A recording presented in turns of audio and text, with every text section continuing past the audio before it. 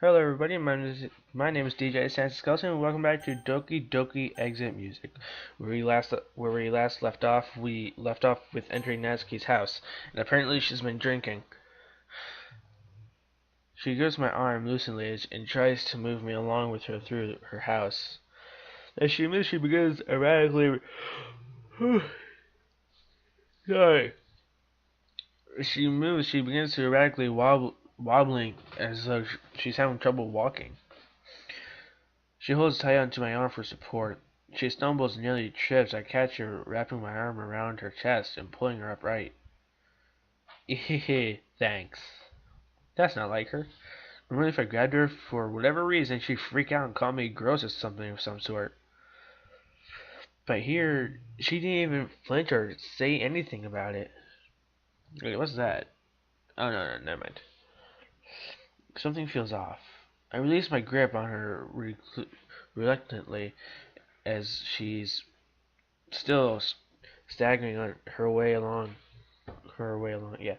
I insist in moving her now up the stairs, making sure she doesn't fall and knocks both of us back onto the steps. We finally make it upstairs and Natsuki guides me to her room. Ooh, that's a nice room. Huh.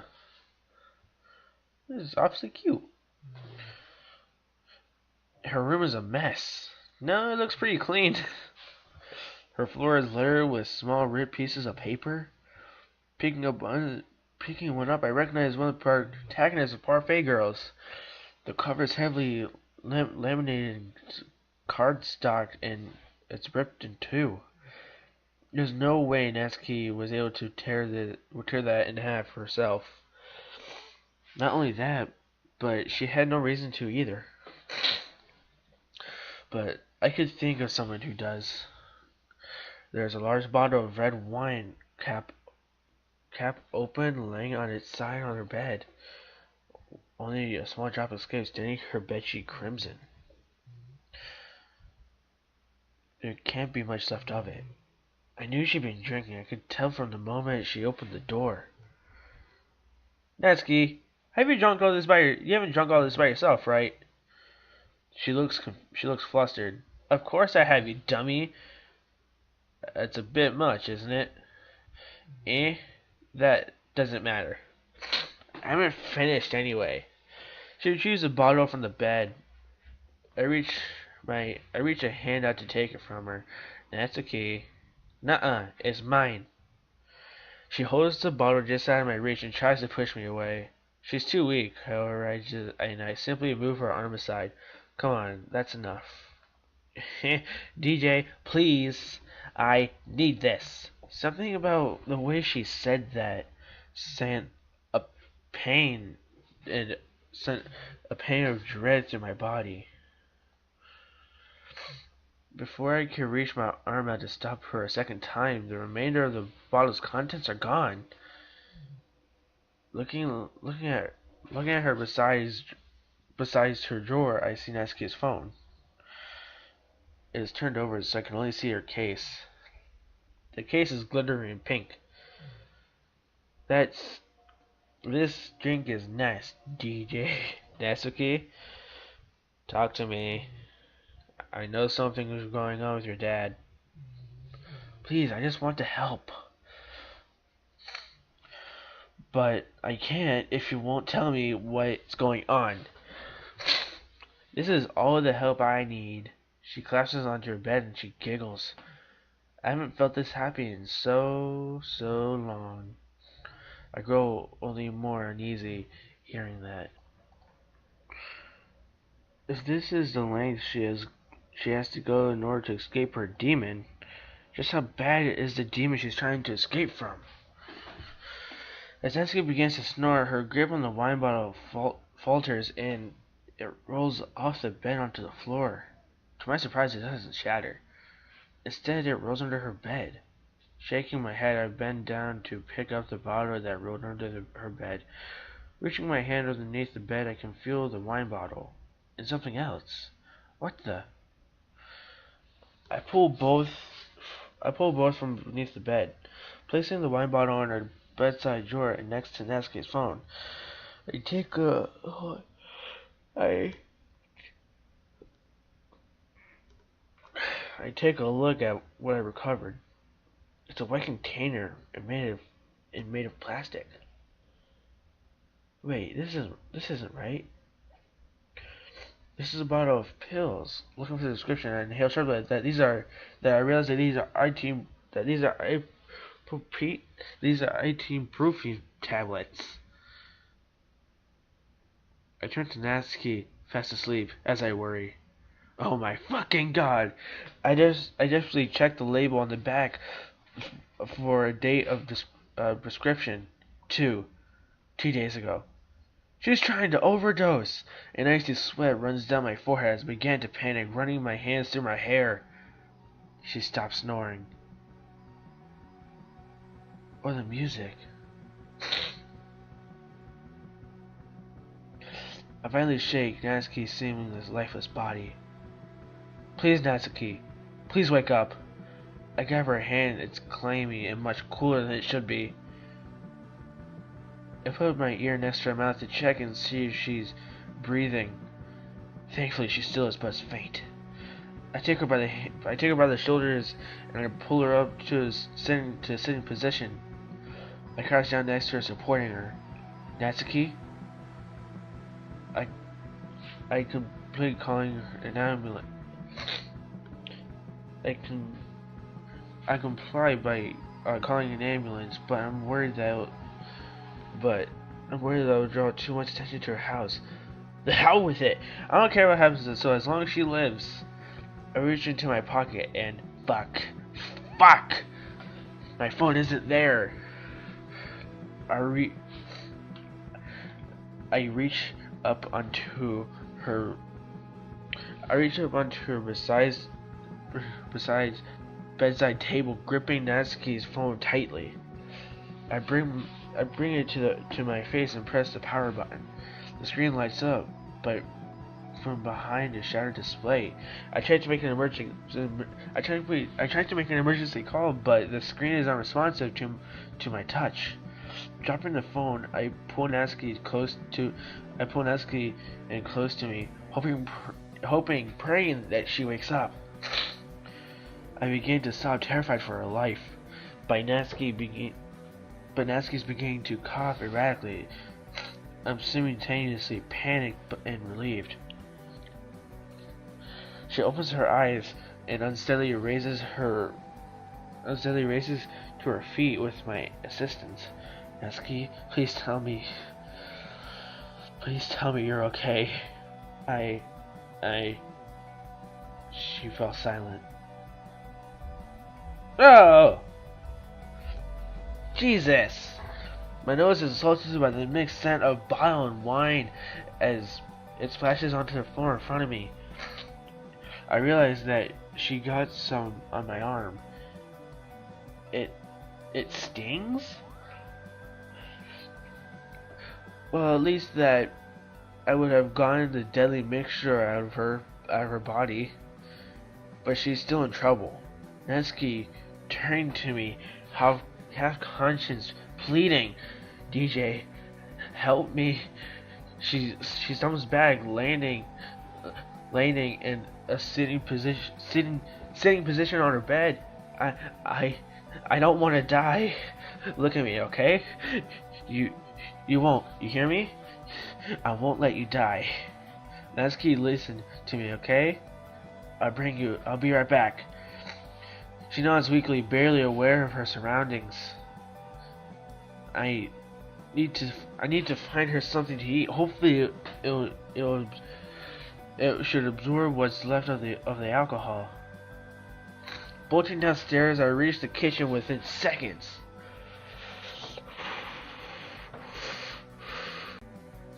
I swing open every cupboard I can see, along with the refrigerator. Nothing. Not even a slice of bread. When did Natsuki last eat?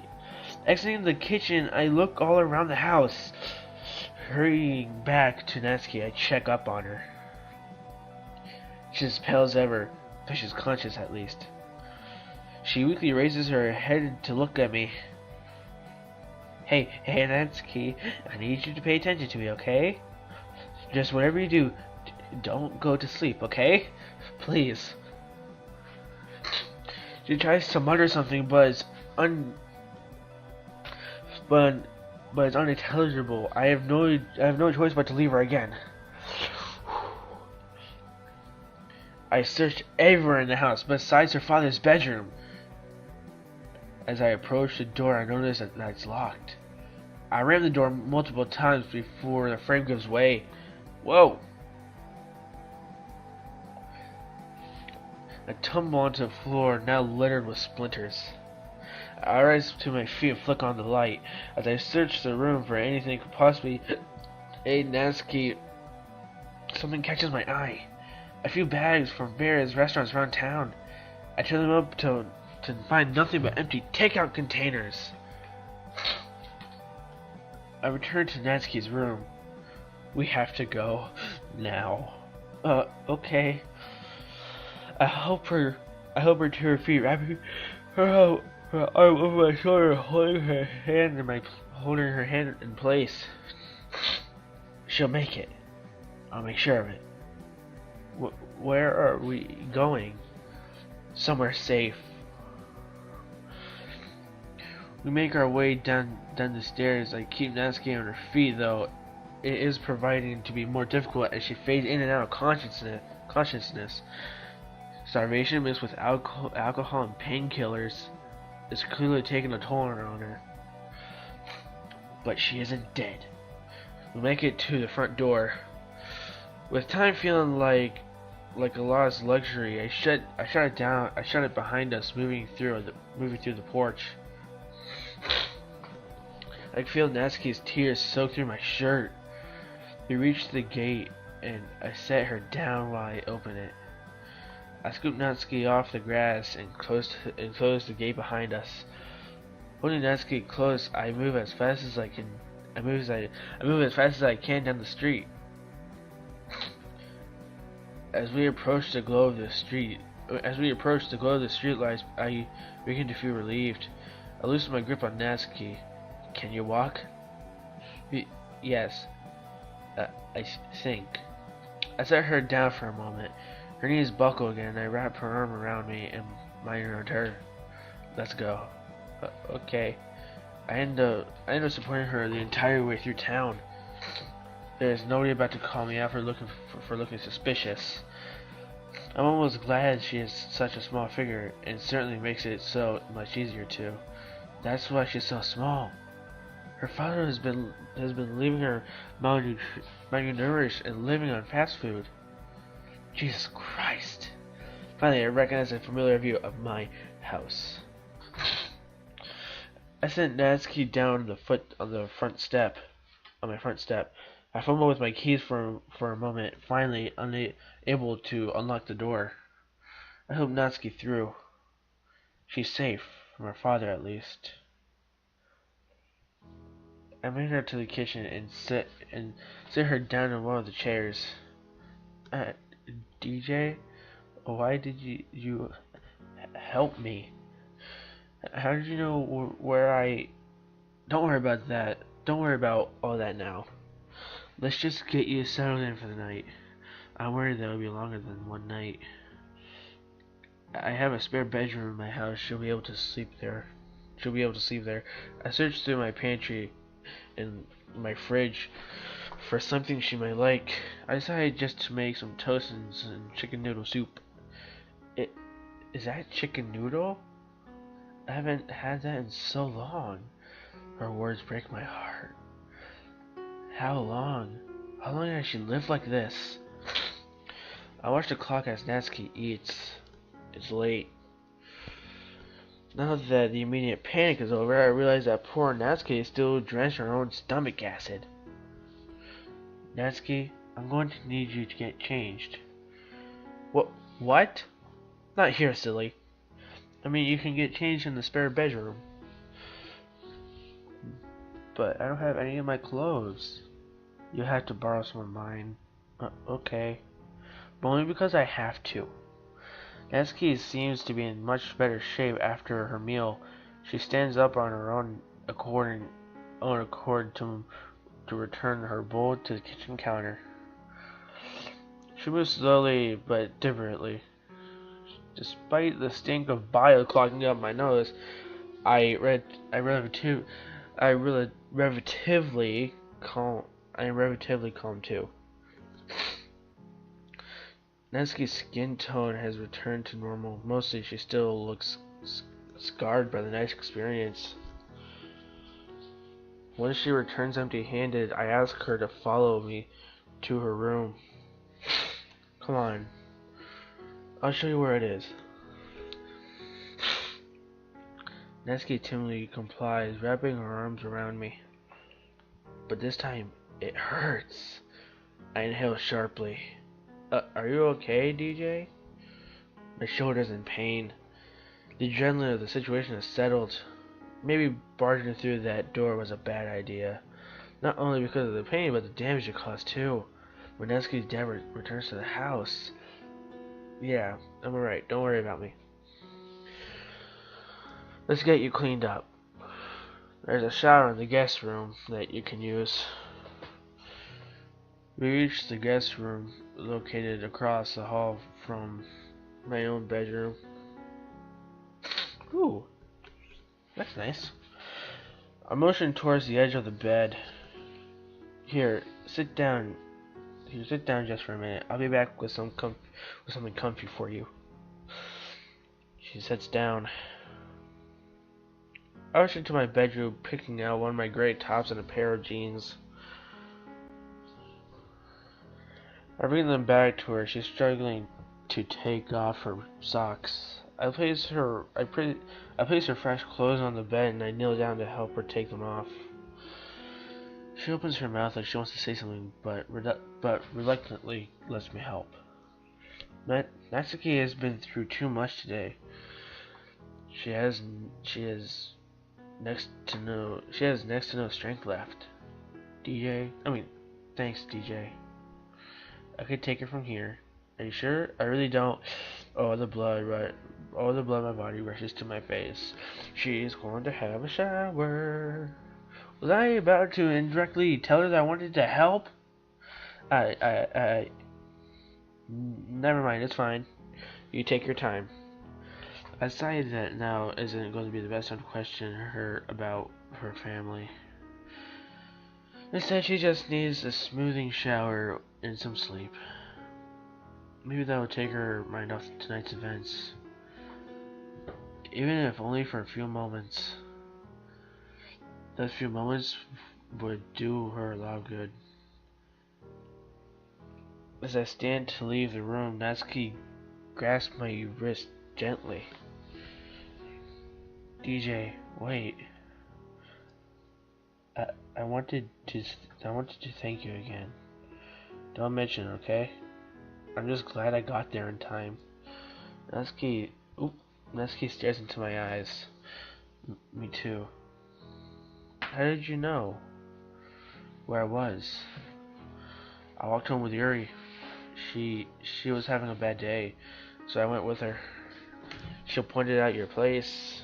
And ever since I saw you in the hospital, you haven't left my mind. That's why I decided to go. I tried calling you God knows how many times, but you never answered. I cast my mind back to Natsuki's wreck of a phone. I guess I know why. I saw every one of your calls. I couldn't answer because of the stupid screen. All I wanted to do was hear your voice. I couldn't. I just wanted to go back to the club and sit with you under the window to read more together. Because when we do, it's the only time I really feel safe. Well, not anymore. Of course, her perfect girl's mango was torn apart. She looks down at the ground dejectedly. I leave Natsuki to shower. After getting changed, I sit on the edge of my bed, gripping the volume of Parfait Girls that I had bought for myself on the weekend. The water stops running and I hear the in-suite door being opened and closed. I wait a few moments before knocking on her door. Natsuki, I have something else for you.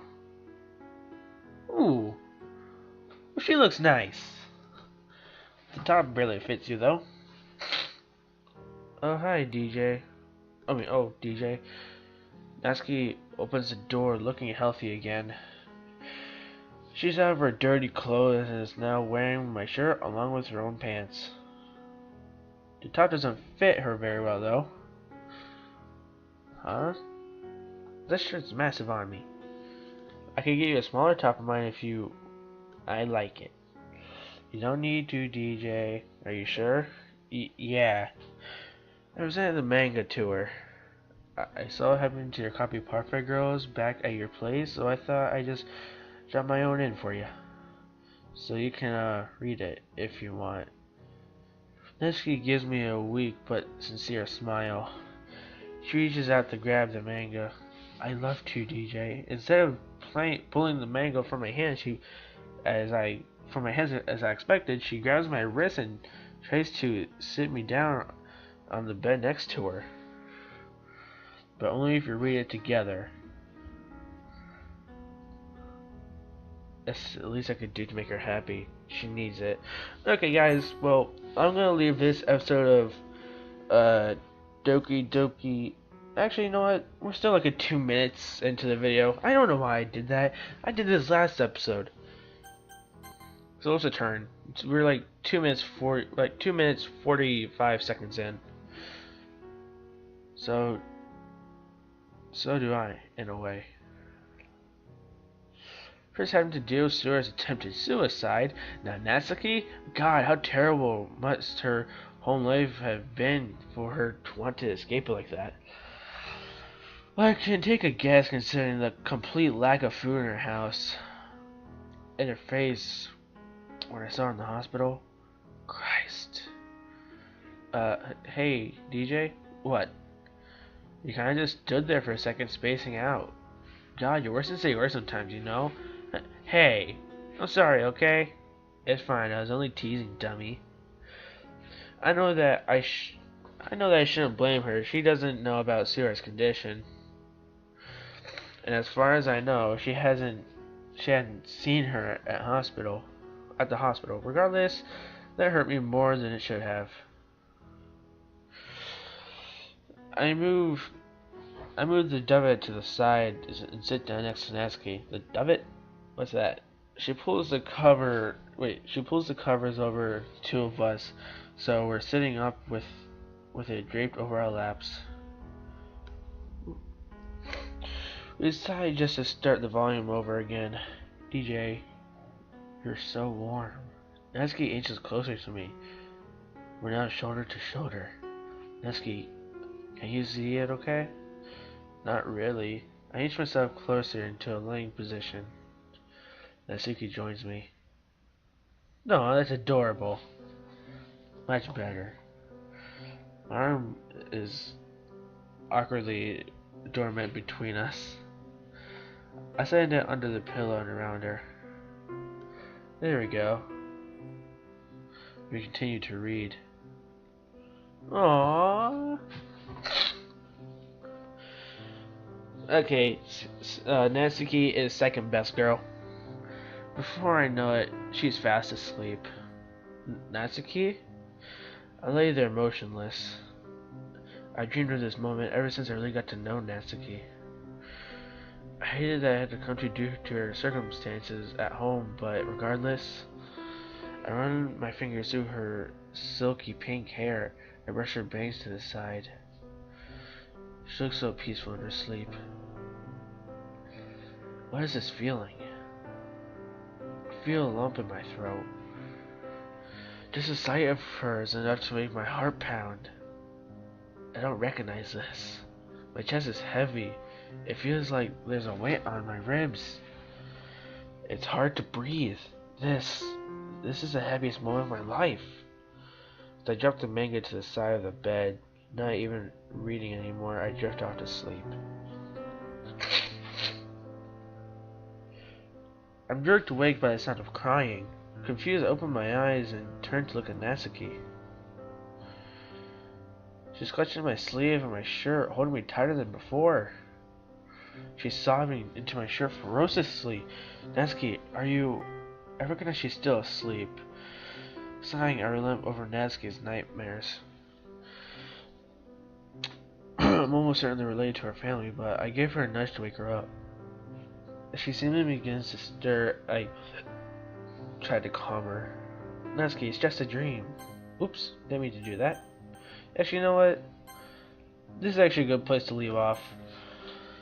So yeah, but I'm gonna leave this episode off of Doki Doki Exit music here, and again, if you guys are suffering from depression or anything, the symptoms that this game has, I urge you to seek help as soon as possible, because there's always somebody out there who can help you.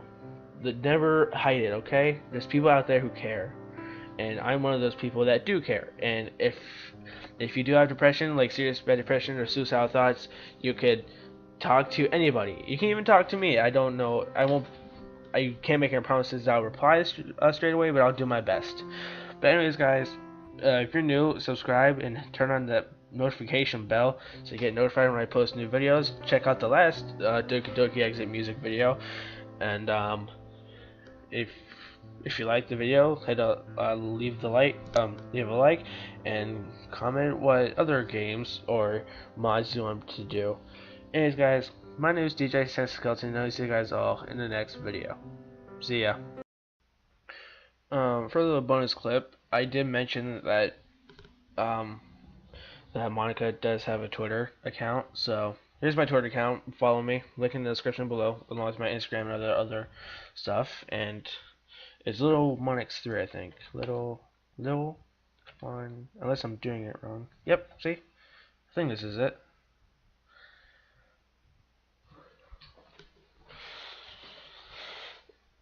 Look how many followers I have compared to to followers on Instagram. Jesus, I'm so lonely. Yeah, see? Little Monix3. Oh, this wasn't here before. Oh, this is yesterday. Oh no, like 2 days ago. Yeah, it was like, hi, I'm Monica, high school devil and president of the Literature Club. Poetry is life. Join February 16th. What? 16th? That's weird. Whatever. One follower you know. I don't know what to do, but I'm gonna follow, because why not? Because I actually like, oh, this is cool. You have Yuri and then protagonist. Oh, that's kind of cool. You know what? I'm gonna be nice and turn on. Actually, no, wait. Actually, nah, I'm good. But yeah, February 8th. It's the weekend. Wait, did we just talk about this? Yeah, but this is all just basically fan art that people made. Or at least some of it is. This is definitely not like Doki Doki art style. This is by a long shot. That is too. This is by far my favorite. I'm a boink. That's also my favorite. Boink. Sending virtual hug. Oh, I've seen this GIF before.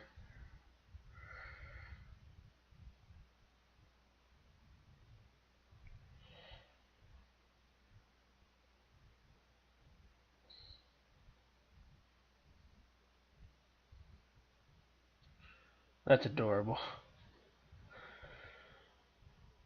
Oh, what? Hug of War. Oh, I will not play at Tug of. I will not play at Tug of War. I'd rather play Hug of War. So yeah, but it's basically all like Doki Doki Literature Club art. But I'm pretty sure these ones right here, the ones that look like they're actually like from the game, I'm pretty sure those are all from the artist who helped Dan Salvato actually make basically the person who made the art style for Doki Doki Literature Club, like this right here. So yeah, I'm not sure if that's true, but I'm probably gonna say, well, probably, I'm gonna say that it is true because it looks like it's from the real game. These two are still my favorite. So yeah, but go follow Monica on Twitter. Never thought I'd say that before, but yeah, there'll be a link to Monica's Twitter and along with my Twitter in the description below. So yeah, shout out to Monica. Thanks for fucking with my head. Anyways, guys, this is the end of the video. I'll see you guys in the next Doki Doki Exit music video. See ya. Have a good day.